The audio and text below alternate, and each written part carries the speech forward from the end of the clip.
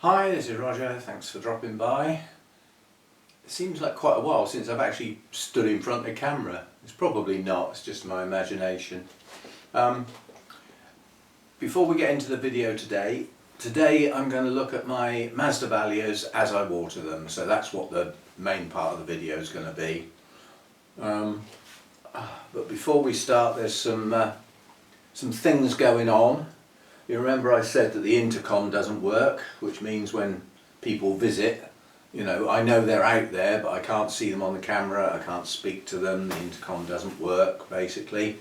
And recently the main gate's packed up, so basically they have to be switched to manual and pushed open manually, you know, car through, push them close again, put the locks back on.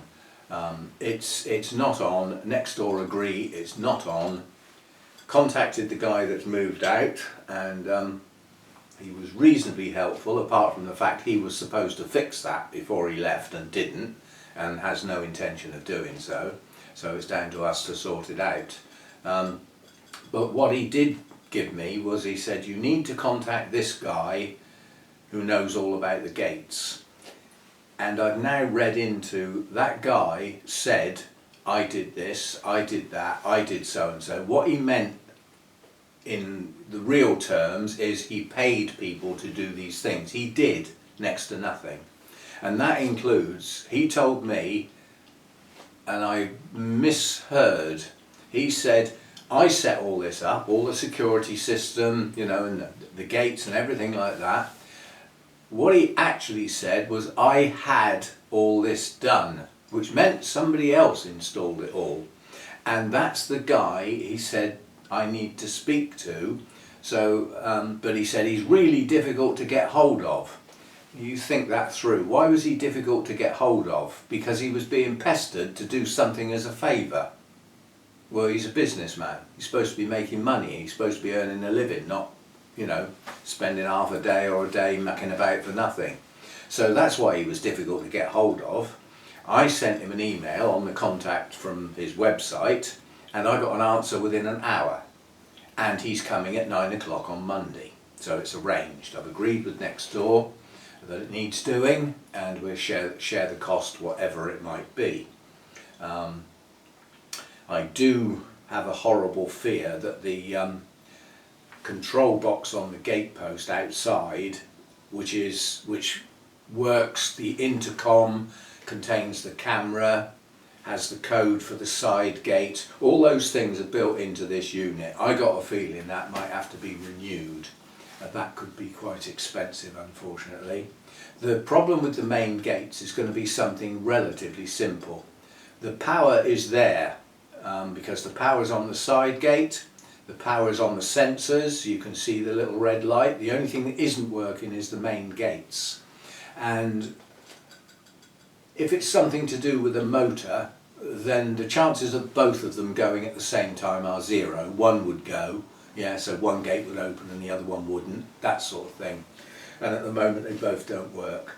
It is possible there's some sort of synchronization needed where the guy next door inadvertently shut the power off. There was a switch in the lounge that he was trying to work out what it's for. You know, it's in a new house, you want to know how everything works, don't you? So he turned it on and off a few times and nothing seemed to happen. But what he was doing was he was cutting the power to the gates and the intercom systems, and he didn't realise he was doing that. So anyway, arranged for the gate man to come at 9 o'clock on Monday. Next door will be in, because if he's going to start taking things apart, he's probably going to want the power shut off, and the cut-off switch is in their house, not in mine, so I can't do it. So we both needed to be here. We also need to be here to test the intercom if he fixes it.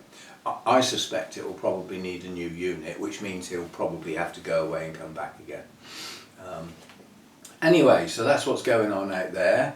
This weekend Hannah is down, and she's down for a longer weekend than normal. I'm picking her up Friday afternoon because Saturday morning we're off to this visit to the H Orchid nursery, orchid grower. It's the only mass producer of orchids in the UK, and it's just up the road from here, so we haven't got a lot of travelling to do. But I couldn't go up and get her and get back in time to join in with that tour, so she's coming down on Friday. So we'll do that Saturday. Weather depending, we will do some work. Hannah doesn't like sitting around doing nothing. She likes to be busy. She likes doing gardening.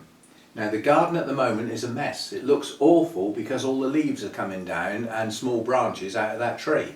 And they're all over the place. They're sat on, you know, on the shrubs, they're sat all over the gravel beds, they're all over the patio. It looks a right mess out there. But until all the leaves are down, that sounds like cue for a song, doesn't it?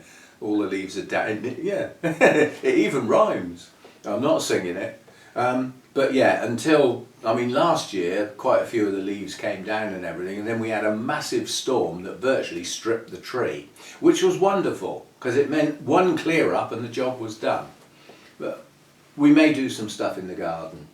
But the thing I'm hoping she'll help me with is cleaning this conservatory and getting the spots of stain off the floor. They do come off quite easy, but it needs the mop and bucket and everything. And it needs the plastic wiped over, you know, with a cloth. Doesn't need a major clean like it did once upon a time. Not doing the glass, it's just the plastic. And if I stand on a chair and do the high stuff and down the struts as far as I can reach, and Hannah does the low stuff which involves the bending down, then between us I reckon we'll knock this out pretty quickly. I haven't had a house visit for a long time, and I believe they've either stopped doing them because I'm trustworthy, or they've switched to do them annually at my contract renewal time, which is coming up. My contract renews at the beginning of December. That's when I moved in. It'll be 3 years in just over a month's time. So yes, so I may get a visit after that, and part of the visit is this place, obviously, and because obviously there's a whole set of plastic at ground level in here, which for me would be a right pain to do. You know, it's kneeling down and, you know, all that sort of stuff. So getting up, getting down, getting up, getting down. Hannah will just do that as I do the top. So that's the hope, is that we get that done. And we might be able to do some of the stuff in the garden. With the planted border, I'm inclined to just leave it and let it start to die back. As we start getting the cold weather and the frosts come in and things are going to burn, they're going to start to die back. And then have one massive cutback. So all of the foliage and everything that's to do with this year, that will renew itself next year, we cut down to ground level. That way the bulbs will be able to see the light of day. We'll be able to see where the bulbs are, because we've still got that big hedge to do at some point. So we might get some gardening done. At the moment, the weather forecast says that Saturday and Sunday's weather should be okay, relatively mild for the time of year, and more importantly, not raining. They can be wrong. Right, so I don't want this video to go on and on and on, but as the weekend is a Hannah visit, the videos will be thin on the ground. That's just how it is. But it's the last weekend that's going to happen for some time, because I've turned the page on my calendar to see what's going on next month, and our survey said, there's absolutely nothing next month apart from one Orchid Society meeting, which is a Saturday afternoon, so that doesn't get in the way of videos. And there isn't anything else. No visits, no nothing. So these will just be normal weekends with me pottering about. So, you know, videos will get back to normal.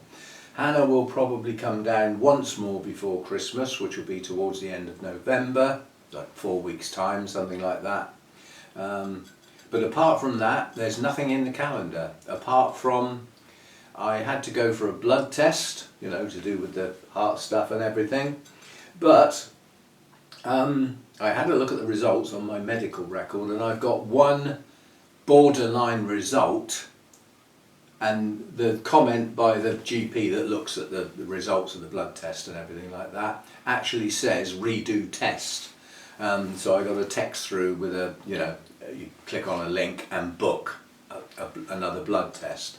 This blood test wasn't so good this time. Vampires weren't working as well as normal. Hole in that arm, unsuccessful. Hole in that arm, unsuccessful. hole in the back of my hand, very successful. So next time I go, we go straight to there. Rather than have 3 holes, we can just have 1. And given that I'm on blood thinners, and recently I've noticed that I'm bruising a lot more easily, so we get the purples and the yellows quite easy. Given that that hole was in the middle of that hand, I haven't got a massive amount of bruising. I've just got a slight discoloration, so I was well pleased with that. And these holes here, no bruising at all. So I don't know.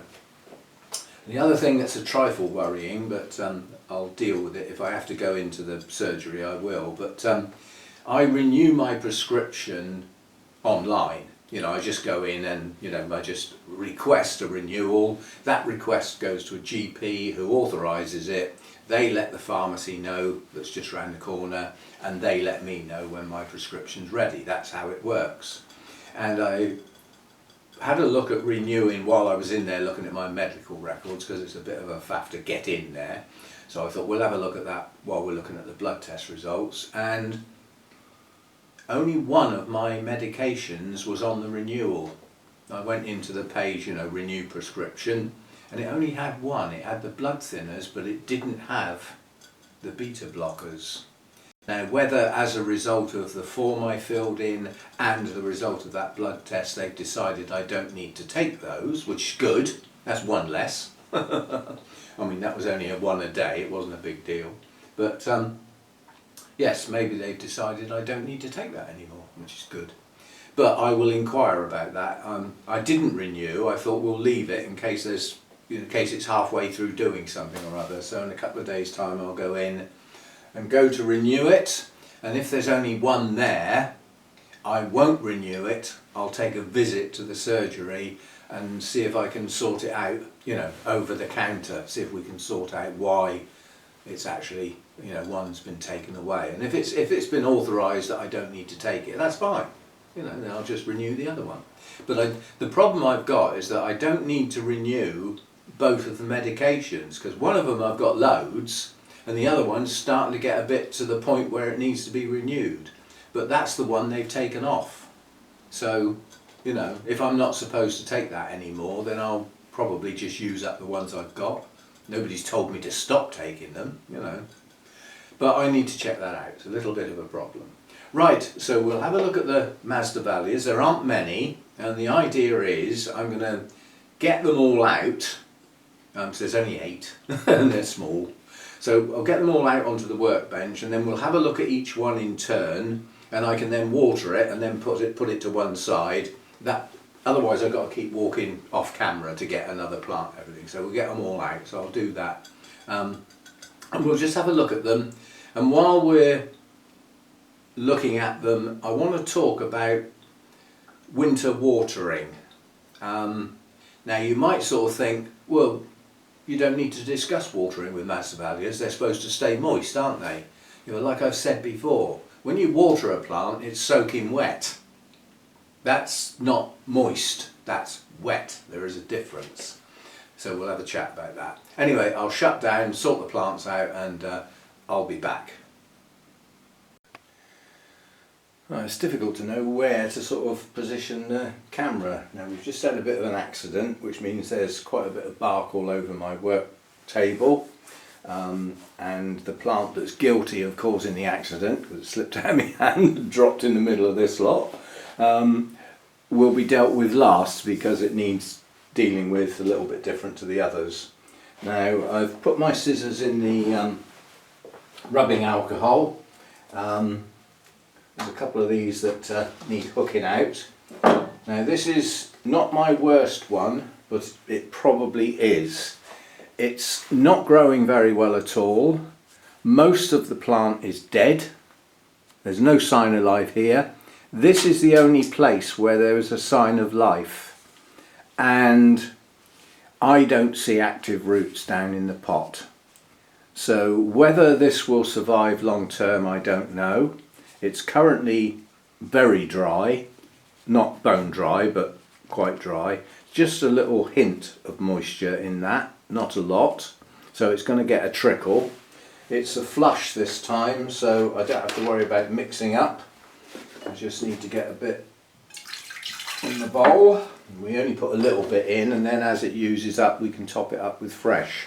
So yeah, this is Mycenae. Strange word. And this is just going to get a trickle, not the whole pot, it's going to get a trickle here, which is where that new growth is. So if there are any active roots anywhere in this pot, they're going to be there underneath that bit of growth.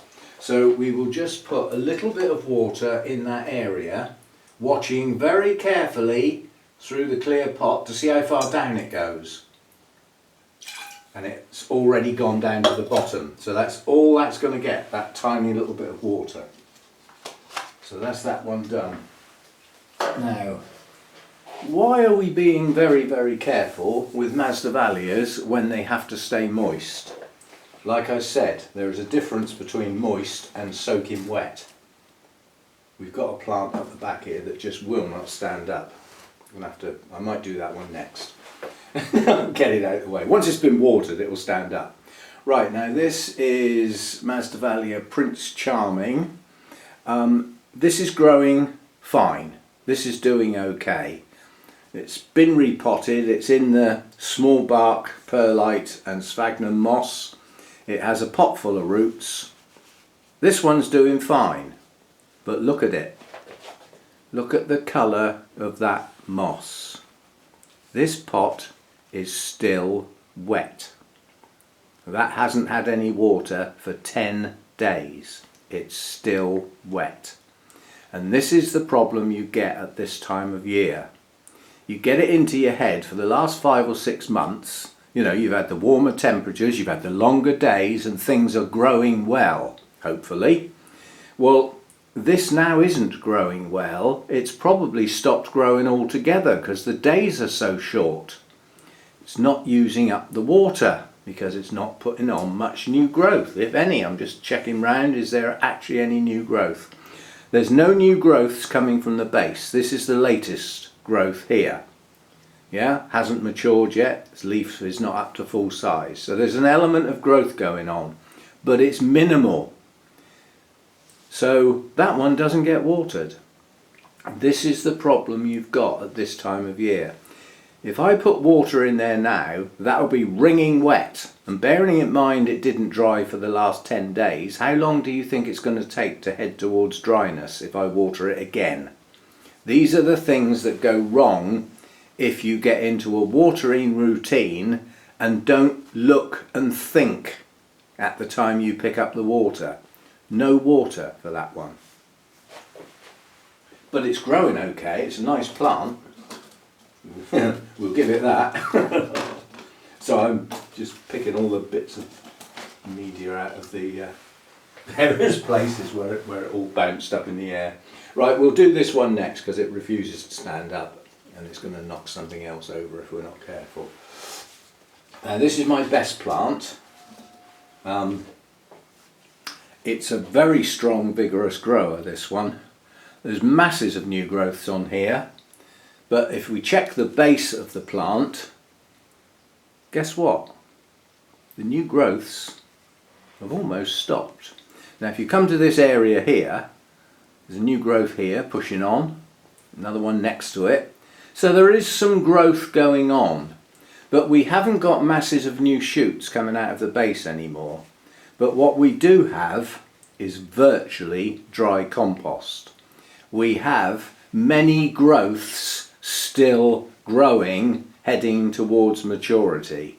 It's in active growth, but it will be slower than it has been. It's probably happier with the temperature now. And this one is falcata.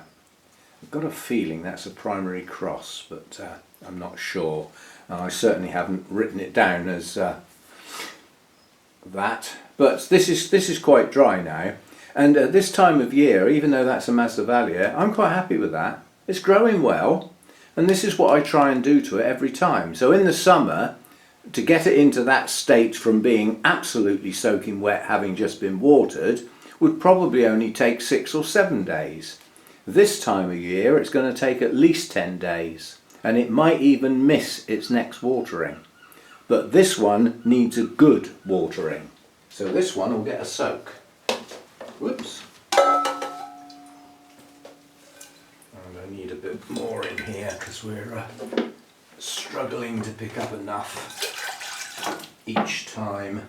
Let's get that down there out of the way. Yeah, so again, you can watch it go down the sides. If I get my arm out of the way, you might be able to see it better. Now, this is a dry section that hasn't had any water yet. You pour the water on, and you can watch it go down. Because I had the pot at an angle, it went the other way, didn't it? There we go. And it's now running out the bottom. But there are dry patches that I can see. Well, you haven't watered it properly then, have you? Well, it's got sphagnum moss in it, which will hold quite a lot of water and seep into those drier areas. So that's now watered well enough for the amount of growth it's got. And this is the only one that will get that level of watering, because it's the only one in that position where it's growing to a degree well. Right, next one then. This is the Masdevallia. I didn't recognise it because that clumsy pot that slipped out of my hand just now took the bloom off. The bloom was fading, it's not a huge loss. Now this one, I wouldn't say this is growing incredibly well, but it is growing. This is the problem with sphagnum moss. That pot looks absolutely soaking wet, doesn't it? That's algae on the top moss. That's not what we look at. What we look at is down here. Now this one had quite a lot of moss and perlite with bark as drainage. And the roots have come down the side, they've got into the bottom of the pot. It's not doing bad. I wouldn't say it's got a pot full of roots, but it has actively growing roots. The plant is very lopsided. It's all over one side. So at some point it could do with repotting, possibly into a smaller pot in a more central position, because the new growths are pushing up to the side of the pot. So the pot is relatively dry. It's not bone dry yet, but it's dry enough that it needs a trickle. And it will just get that. It'll just get a trickle down the sides. Carefully watching how much I put in. You see it run down the sides there? That's all it needs. And because it's moss, it will wick. So there we go. I haven't watered anything around the other side, only this side, which is where most of the roots are. And that will gradually even out. So the wettest parts will become drier relatively quick, and the drier parts will become a bit wetter relatively quick. Nothing to trim off on there. That's that one. That was Masdevallia, the letter page. I'll probably do pop-ups if I can be bothered. Right, now we get on to this one, which is the one that's not doing well, and the reason I got the scissors out. This has pushed out some new growths, but what it hasn't done is grown a decent root system. And I think it's got too much air in the pot, which is why it's not doing so well. It's in moss, and it's in pure moss, this one. And this is Masdevallia barbarosa. Why it's in pure moss and nothing else I can't remember. I can't even remember if I potted that. I'd have to go and look it up. When I buy a plant that hasn't been repotted, in my notes section I put potted in, yeah, and in the repotting information I put unknown, because I didn't do it. So until I repot it, that's how I identify something that hasn't been repotted yet. And if this says potted in sphagnum moss and repot date unknown, it means I didn't do that. That's how I got it, which is possible. I can't remember. But we do have a problem. We've got that and we've got that. those are the two oldest leaves on the old part of the plant. Leaves, sorry. These are new growths over here. They're not as big as this by any means, but they are new growths, and all the new growth is over this side of the plant. The old bits are over here, apart from that one little spark of life over here. But what I am going to do, and this is the main reason I put the scissors in the alcohol, because I don't know why these leaves have gone like that, but I want them off, so we will trim those. Goodness me, we've overkilled that on the... Oh, I'm going to have to put some oil on these. These scissors were all loose and floppy, and I gave them a whack with the hammer on the rivet in the middle to tighten them up. I've got a job to open them now, so we will have to put a little spot of lubricating oil in there and well, perhaps use them a bit more often. Now, as far as watering is concerned, it's pure moss and it is very dry, despite looking a bit green on the top. So it will get some, but again, we will restrict the water to the area where the growths are. So we'll just do some over here. Not going to go mad, just let it run down through. You notice in no cases have I poured water down the middle of the pot. The water's only gone round the outside. Where do the roots grow? If you've got clear pots, you know the answer to this. You've seen it in most of the pots. Where your orchids are growing and there's active root growth, where are those roots? They're round the outside of the pot. And you know from your repotting experience that the chances are the oldest roots are in the middle of the pot, and when you repot next time you'll cut them off because they'll be dead. That's the way of the orchids in pots. So that's that one, Barbarossa. Not dead yet. Not dead yet. Right, now this one I know hasn't been repotted because of the pot it's in. And this is Fuchsia Dawn, and it's a split. I believe this came from Lynn. Can't think where on earth I got it from if it wasn't from Lynn. It might have been from the auction. Not been repotted yet. Moss and perlite with a bit of bark for crocking. And because it's pure moss, when I got this it was wringing wet and it took nearly 6 weeks to dry out, to get dry-ish. Now this one is loose in the pot. It is quite dry at the moment. We've got some new growths pushing on. We have another new growth pushing out here. So this one's actually in active growth. So this one needs some water. The inside of that pot was quite dry. So we'll give it some water and we'll give it a lift out of the pot. And because I'm going to do a bit of work on this last one when I get to it, I'm going to leave this one here to remind me. I'm going to try and find a clear pot suitable for that. I'm not going to repot it, I'm just going to change pots. Hopefully I can find a small pot where that will just drop in. That's what I hope. We shall see. Right, now over here we have one of Hannah's favourite orchids, not favourite Masdevallia, favourite orchid. And this is Masdevallia ignea, however you want to say it. Now this is my fourth one, and Hannah's had two. And they've all died except this one. And this one is in bark and perlite. It has no moss. And if you start looking this up, you will find in most places it's actually a terrestrial. It grows on the ground, and it can often be found in the open, like, you know, in amongst longer grass, in fields and mountain slopes, but it grows high up. It's a real cool grower, and therein often lies its demise. It doesn't like heat, and yet it can be found in the sunshine for parts of the day, but it's in amongst longer grass a lot of the time. So this is my whatever, fifth attempt, and this one's growing. We've had some new leaves and we have some new roots that have pushed down from the base of the plant and are down in the pot.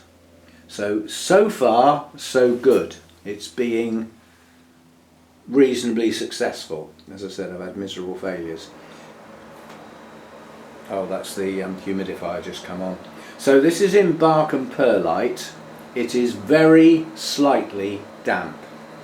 So what it's going to get is a little bit of water there where there's an active growing root, and there where there are a couple, and that's the only place I'm going to water it. I'm going to aim the water at those actively growing roots, and the rest of the pot isn't going to get any because it's still slightly damp in those places. So this is aimed water just there where that root is, and then coming round here we've got another couple there, so we'll have a little bit of water there.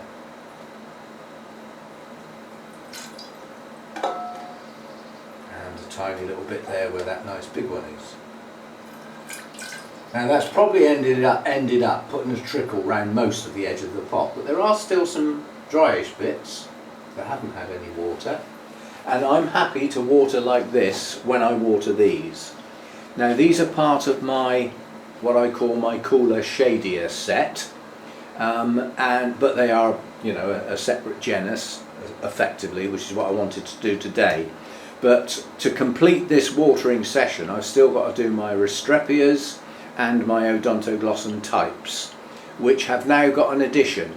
My Odonts have now got Miltoniopsis as part of them. They fit the care guide nicely, and they're also on that shelf. There's only one of them's going to get watered though, because the others are still quite moist from when I bought them. Right, so that's Ignea. That one's put to one side to find a pot. Now we have the guilty party. This one is the one that slipped out of my hand, and this did come from Lynn, I'm confident. This is Masdevallia Orchids. I usually end up, I can't read the writing well enough to be confident how I've just said that, but in my humble opinion that's been planted too high. Yeah, it has actively growing new root tips, and it has some roots that have failed because they've run across the top of the media. Half of the media has just come out all over the place, much to my annoyance. So what are we going to do then? We're going to do some maintenance. And that maintenance involves clearing the decks a bit here. I can get out of the way. Let's count that. Go over there with the water, which means we can gather together all of the media that fell out of the pot. I'm just going to move the camera. Now what am I going to do then? This has been staked and a little bit of wire to try and hold it in place. That is doing nothing at the moment. And what I'm going to do is I'm going to take it out of the pot, and I bet there are virtually no roots underneath this plant. I bet it's just sitting on the top.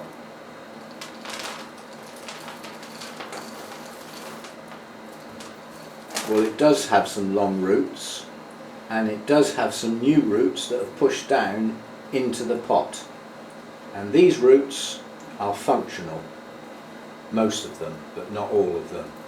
So I'm going to take advantage of giving this a root trim. Put the roots into that tray. That one's definitely a goner.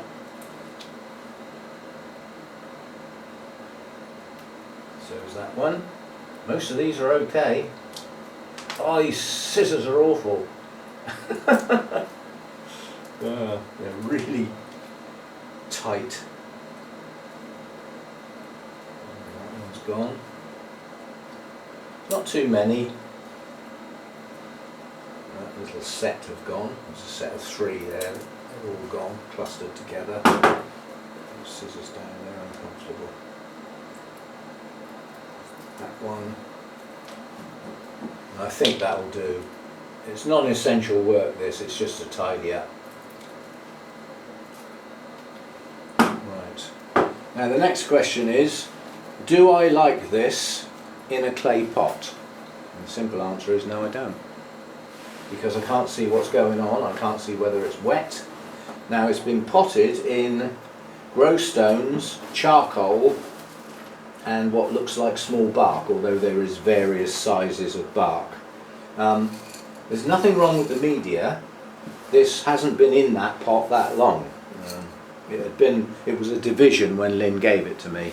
So I'm just going to find a pot, and we'll get a clear pot for it, get rid of the clay pot, and we'll pot it up in a new pot using the same media. Now, a lot are going to say you shouldn't reuse media. If it hadn't fallen out of the pot, it would have stayed in this pot till the spring. There's nothing wrong with this media. So I'll just get a pot sorted and I'll be back. Right, where was I? Obviously the volume of this pot is almost identical to this one, even though this one looks a lot bigger. This one has a much wider top but a much narrower bottom, and it tapers dramatically, which cuts down the internal volume obviously. And as Masdevallias go, they do tend to spread outwards quite well. That is their method of growth. They don't tend to grow upwards, or some might. So a wide top, that's not too deep is probably okay. Anyway, as I said, I'm going to reuse it, so we'll cover the air cone, and then we will sit this gently. All roots are going in. That one's not going to be happy because it's going to bend, and we will get this at a height I'm happy with in the pot, like that, and then we will just infill with a bit of tapping to make sure all the gaps are filled up.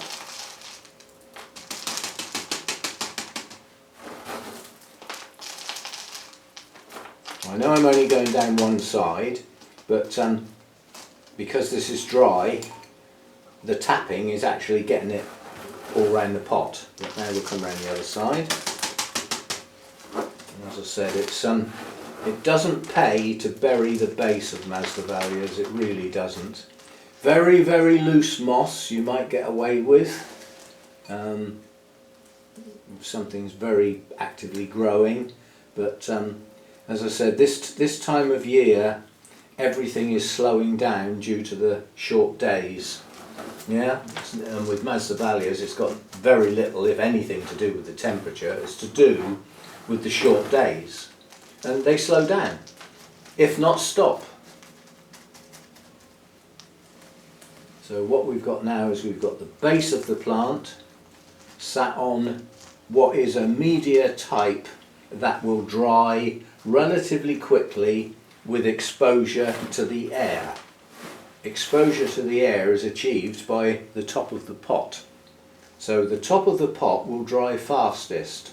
So if it is a bit damp around the base of the plant, it will dry quickly, and we do have active roots. So we can see a few of the roots, that's handy, but apart from that, this media is quite dry.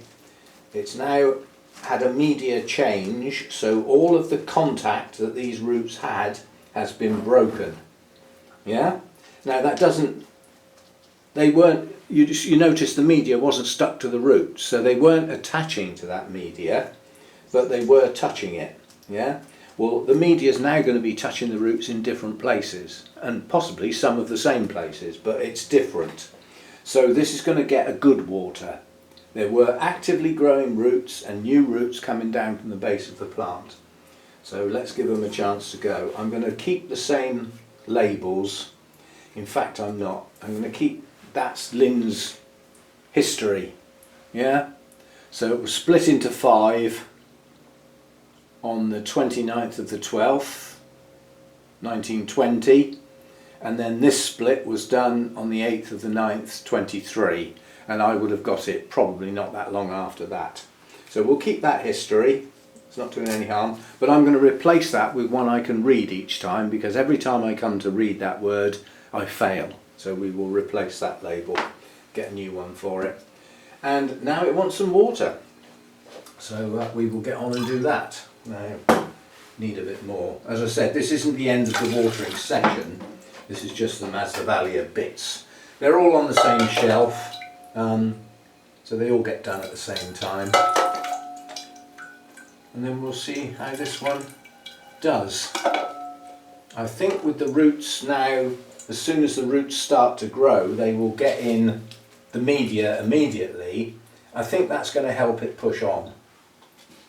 So that's that one. And then, like an idiot, I completely forgot this, but all I'm going to do is lift that out of there and put it in a pot of similar size, so you don't need to see that. I forgot to get another clean pot sorted out.